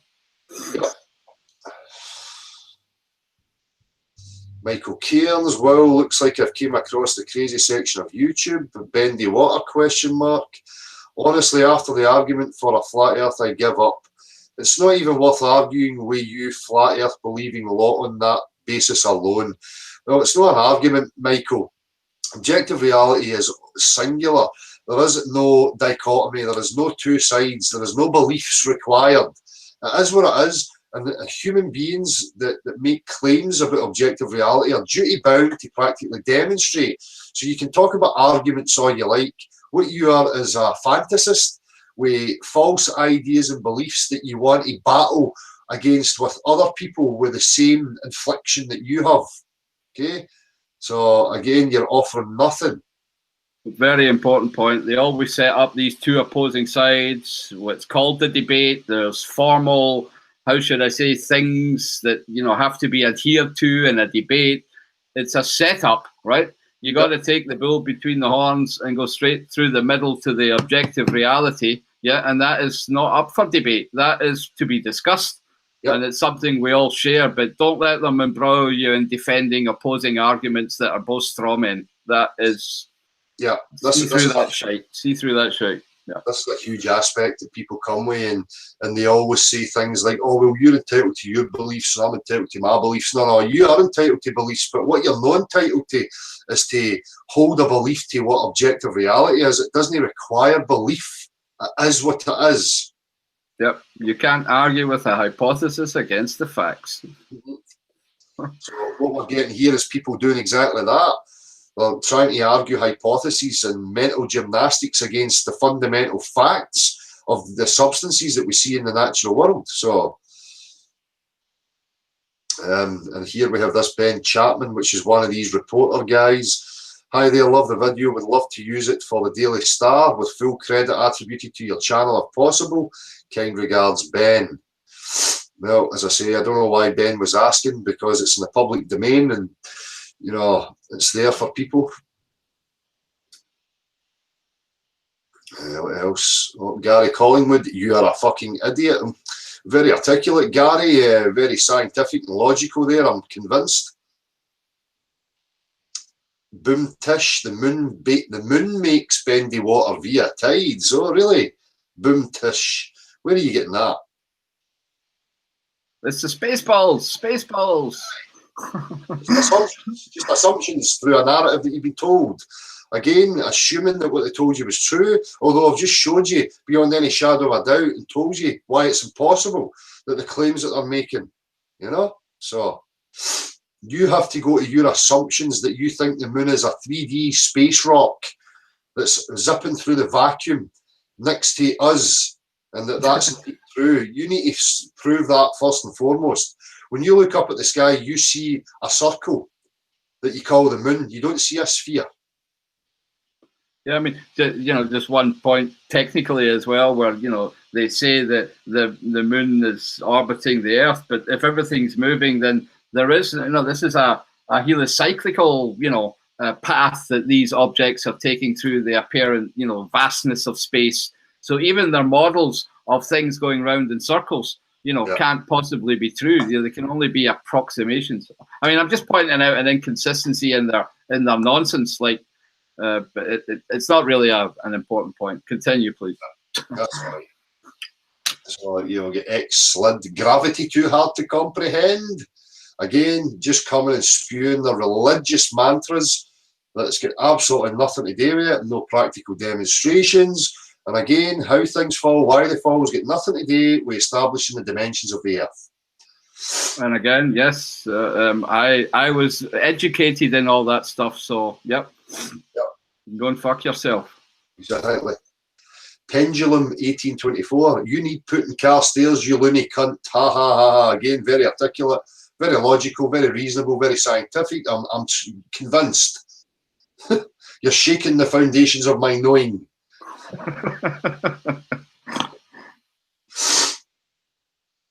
The Right Honourable Rev Ian Peasley MP. What's the point asking a convicted racist Griffiths? Cunts as thick as pig shit and all interest in shagging pig ugly skanks. So again, we'll get somebody here passing personal judgment on somebody else's character, like they think they've got grounds to do so. Again, totally absurd, because this person obviously thinks he's in some sort of pedestal that has a higher being with the right to pass judgment on a lesser, when you don't have any fucking right. So we've got people here making, you know, affirmative comments and stuff. Well, I just really want to focus on the nonsense that we get targeted with. I see there's quite a lot in the chat too. Well, from what I can sometimes, you know, make of it, I think there's quite a few knob ends in there too, spewing their rubbish. Yeah, we get them in real time. They don't just leave static comments. Aye. Let's have a wee look. What have I missed? Who are we looking at here? Oh, I don't know. I'm just seeing some of the nonsense, but I see the good people here are making a good job keeping them quiet, pointing out their nonsense. So again, me and Gav will open ourselves up and actively say, look, these people who hide in the chat boxes spewing their sophistry and their illogical jargon, why don't you man up and come face to face and have the discussion? If there's anybody in the surrounding areas, Glasgow, Scotland, wherever you may be, that would be up for a film discussion, by all means, let us know. If you think that you can prove your absurd space ball, we're willing to have that discussion with you. What we're not interested in is these faceless troll accounts that come to the comment sections and spew the same garbage that we're addressing right now. They will just continually repeat it as if it means something, and it doesn't mean anything. Yep. So let me just have a look. I'll not go too much longer. I think, you know, we're getting a flavour. Scott, if this guy was trolling, it would be comedy gold. I think I read this one out before. But the fact he's serious and you've got a bunch of mutants in the comments lapping this shite up is actually depressing. So Scott's just appealing to ridicule. He's not offering anything other than that. You know, it's just his illogical, emotional spewing. That man, what the fuck, flat earth, fuck off, you BLN, tail, hail. Again, mere illogical, emotional spewing of drivel from incompetent retards. Kevin Sinclair, if the Earth was flat, then when the sun reaches its highest point around midday, why would it be night time in Australia?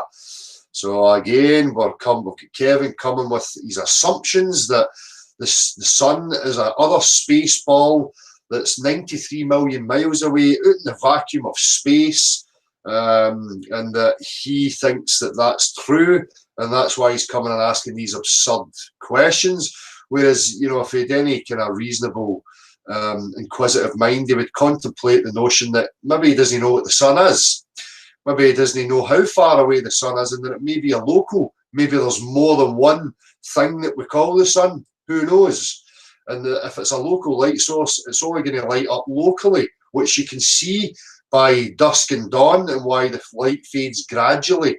And it's not an even line across the whole horizon, as you would expect to see in a globe. It goes slowly into a vanishing point.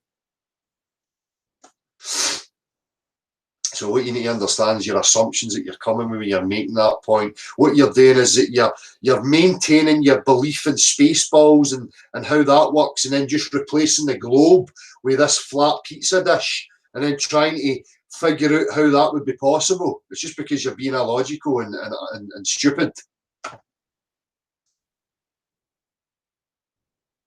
Am I still here? Hi, I hear you. I just needed a quick break. No. Slack, we need a reality show where you are on a quest to find the edge of the world. Well, welcome to the reality show, Slack.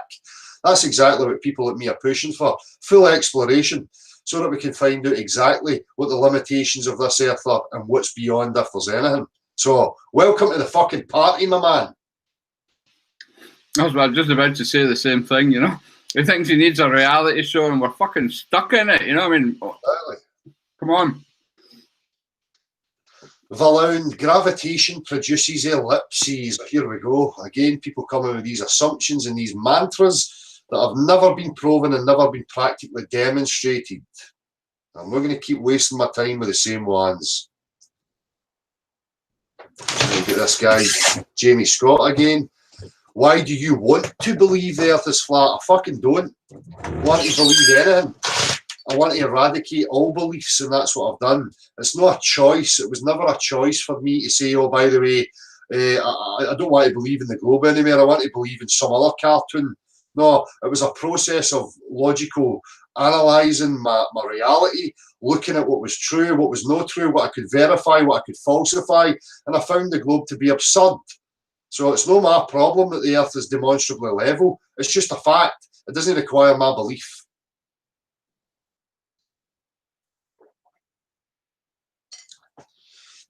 Celtic fans, where does all the water go in this flat earth, or is it a conveyor belt? Absolutely, that doesn't even make any sense. I don't even know what that's meant to mean. I've got Jonathan McFarlane asking if the Daily Record can use the link. Sean Campbell, I highlighted this the other day. What about water balloons? They're bendy. Again, false equivalence. Nobody is claiming that we live inside a water balloon.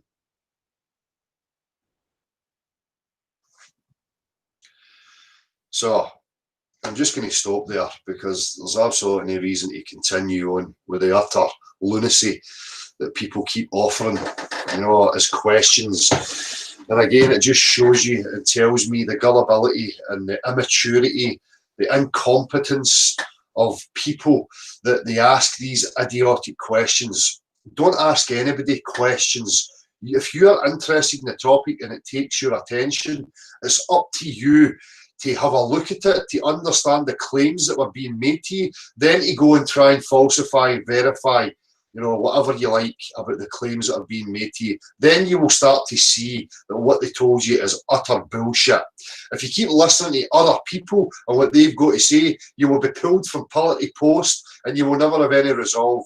You will always be a believer. You will always be a cog in somebody else's machine. So I'm discouraging that type of attitude. Find out for your fucking self, all right? If you get something practically to demonstrate, to make a point, fair enough. Other than that, piss off. Right. I can just summarise that too. You know, anybody who gives up the responsibility or the authority to judge for themselves to somebody else is doing the wrong thing. That's what we all need to snap out of. Yeah. So, and again, I have compassion and understanding because I'm a human being that's went through this. As I said before, you know, I believed and assumed that that was my world, that that's what life was. And I had to get through the psychological and the emotional breakdown of coming to that realization that it was false. So I have empathy and compassion towards people who may be going through that, and it's understandable. But, you know, don't come at people like me spewing your hatred, you know, just because you can't handle it. You know, at the end of the day, you can spew your hatred, it's just going to bounce off of me, but it's not going to achieve anything. So you need to pull yourself together and dig deep and man up and face it, okay? Just like we had today. Yeah, for most people, it's a fear of change, and you know this, you know, heralding people back into the same belief fold makes them feel comfortable again. You know, whereas it's exactly that. They should be standing up to it. You know, growing a fucking pair of balls and a spine, and yeah. I mean, and it can be uncomfortable. Don't get me wrong, you know, but it's not a physical. And you know, you don't catch a disease. You know, your legs don't fall off. You know, your arm. You know, none of that happens. It's purely a mental process, people. Right? There's nothing to be afraid of in discarding belief systems. You know, you will not die or anything from it. You know what I mean? It's not catchable. You know. Oh, people have experienced being lied to. You know, I'm sure, and many times in their life, and it's no different. There's a process that you go through when you know you've been lied to. You know, you can go into denial, you can reject it, you can violently oppose it, whatever. You know, these are just the mechanisms that people seem to go through. So it's no different with us. But that's what you need to understand. Tyrants, governments, religious institutions, their main interest is to dominate and to psychologically control people and have them under a hypnotic trance. And that's exactly what's happened. It's been perpetrated through your education system and passed down generationally through families and culture. So, you know, it's purely a hypnotic trance. It's a religious cult that we've been born into and subjected to, and now is a time of realization. People are starting to wake up to it, and this is the process that we have to get through. It's not going to go away. And if people want to dig their heels and stamp their feet and take tantrums, that's fine, but it's a waste of time. It's just going to hold everything, make everything slower. This is inevitable. It's not going to go away now. There's too many people know about it, too many people committed to it, and it all walks of life, from people like me, just a commoner guy with no advanced education, to guys like Gav with an advanced education, to engineers, to airline pilots, to all walks of life now are coming to this realization. People are making observations, they're uploading videos every single day of long distance observations, you know, various other points that contradict the narrative that's been told to us. So it's happening. So there's no point in taking a tantrum and blaming people like me. We are not the people that perpetrated this and put this lie out there. It's these institutions that have to be, you know, looked at for that. They're the responsible ones, not us. Yep, we were born into the claim just like everybody else, you know. And as you say, I think it's absolutely inevitable to tell, you know, just because every single seed that you plant awakens the inquiring mind, right? It awakens the people to think about it. So even if it's not, you know, this month, or it doesn't happen immediately that somebody sees it, I've had so many people come back after 6 months, a year, 2 years. It doesn't go away, which shows that it's inevitable. Once the seed's planted, you know, and anybody who, as you say, who's having a wee tantrum, it's like your wains, you know. You know, they'll lie on the floor and scream until they're red in the face. I want my sweeties. Give me my ball back. Give me my ball back. You know? I want my globular sweeties. Don't take them away. But at the end of the day, you just, you know, you move on, and the child learns that, you know, hey, it doesn't always, you don't get what you want, you know. That's it. So that's pretty much all I can say to people. Look for yourself. Just take a simple look at your world. Go outside. Look at that flat, level horizon. Look at the flat, level water. Look at every aspect of your everyday experience that's telling you beyond any shadow of a doubt that you live on a level plane. And then you will realise that the only place that's telling you anything different is on a TV screen. That's it. That's the only place. You know? And the education system that is, you know, perpetuating the how and the why of it. Yeah. Trying to justify or argue for it. And again, I'll point it back. You're quite right. You know, it's your common sense that will tell you that you are not fucking spinning. You know, if you want to know how pressure works, just think about your lungs, people. You know, if you want to know that you're whatever 80% made of water, and if you didn't have the contained skin around it, you would dissolve onto the fucking earth. You know, just think about. You know, I don't know how else to put it. You know, it just boggles me that I believe the nonsense myself, Del. So. But that's another aspect. You have your own internal gyroscope that helps you to balance. That balance is maintained from a flat level line from a plane, so that you then have an orientation of up, down, left, right, and every other possible direction.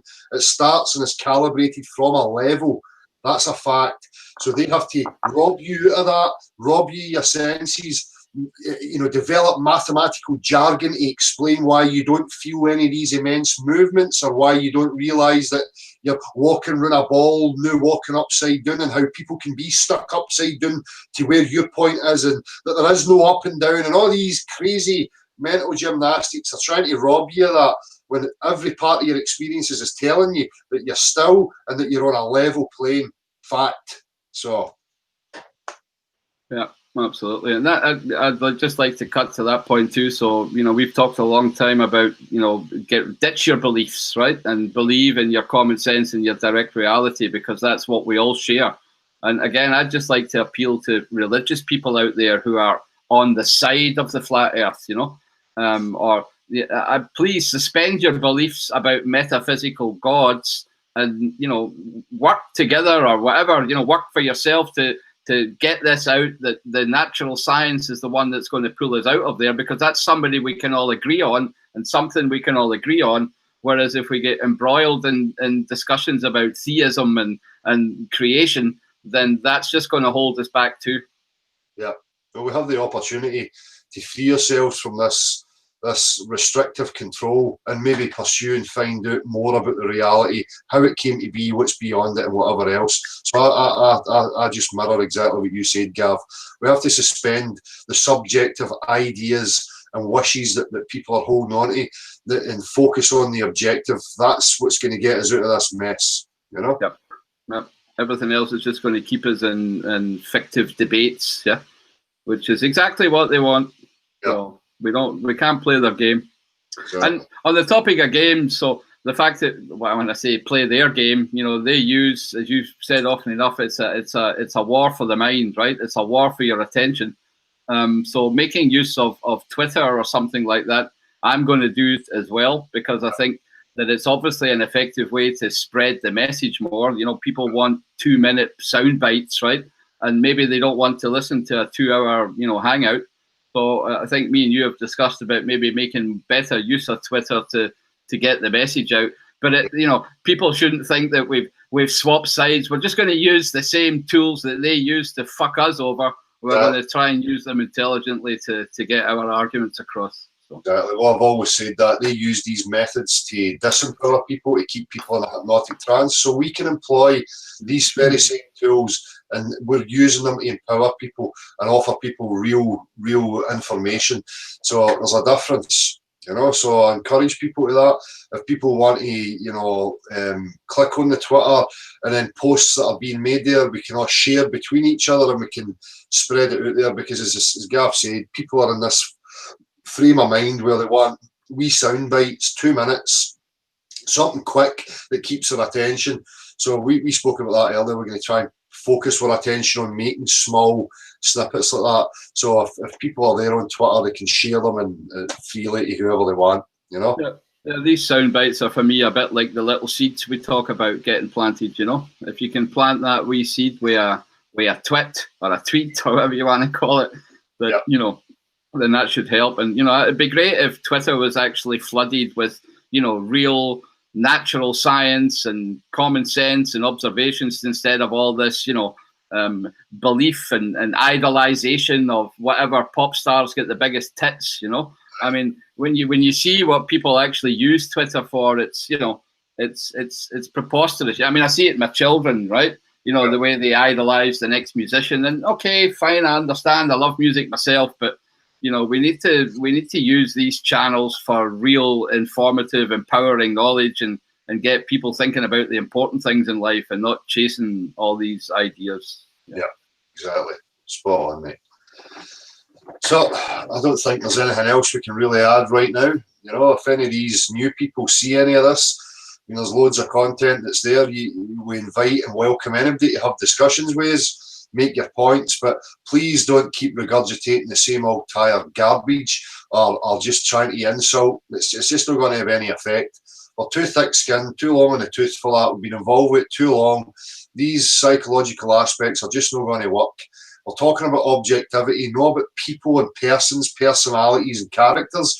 So the difference is the objective world, the world that exists without your belief, without my belief, that exists on its own. And if you're making claims, you practically demonstrate it's very simple, very, very simple. So. Yep, nothing else to add. Excellent. Thanks, my man. I've enjoyed the evening again, and I hope it's helpful to people out there, especially the new ones coming. So anybody who likes Leigh Griffiths and how good he plays football, please think about some of the more important things in life. You know, I enjoy a good game of football too, but hey, it's, you know, life is much more important than that. It's not that we can't have any of these things, you know. It's not about, you know, eradicating any of these things. We can have the enjoyments, but we need the fundamentals. We need the foundation. We're being lied to, and we've got every right to establish the proper foundation, the grounds of where we actually are. So, yep. I know we've gone over a lot of ground today, and a lot of it's repetition, but I think it's needed all the time. We just keep hammering them there. Exactly. Excellent. Well, cheers, my man. Appreciated, mate. Cheers for your time. Yep, thanks everybody. Thanks to the mods and everybody else. Cheers, mate. So, same to the mods again from me. Thank you very much. And anybody watching, people in the chat box, much appreciated. As I say, we will be endeavouring to make some wee short clips that we can put up. And hopefully have an effect that way and encourage the discussion.